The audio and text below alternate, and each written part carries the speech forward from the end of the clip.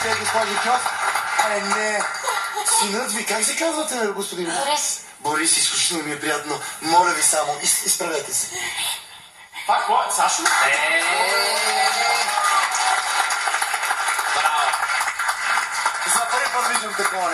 Аз на вас съм вече най-големия почитател. Вие ме носите мене на вас. Да. Ще успеете в живота. Благодаря. Благодаря. Имате страхотен син и сте го отгледали невероятно. Благодаря ви, госпожо. Уникални сте, вашето семейство феноменално, разбирате ли? Искам всеки път, значи вижте, може да идвате тук без да правите нищо. Всеки път ще си идвате. Ако искате да карам детето на училище, къде да учите? Браво, моето момче, ще идваш на театър и от такова, всичко ще направя. Седи си, моето момче.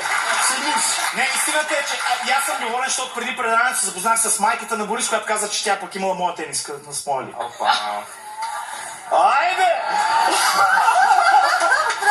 Аз не се заглеждам. По майки и мен ми харесват децата, защото това е бъдещето на България. Разбираш? Да. Аз вече с хора, които... Това е хубаво.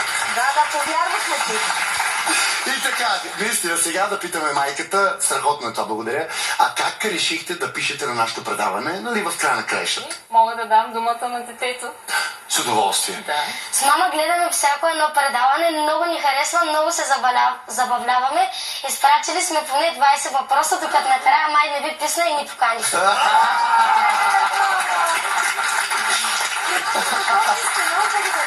Ама това ти ли си да ги пращаш?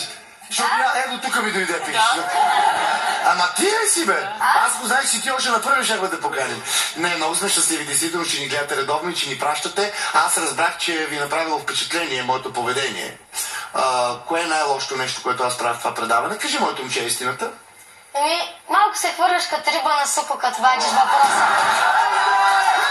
Мале, братле! Това не е нормално! Хора, то се казва, че... Дай! Така прави!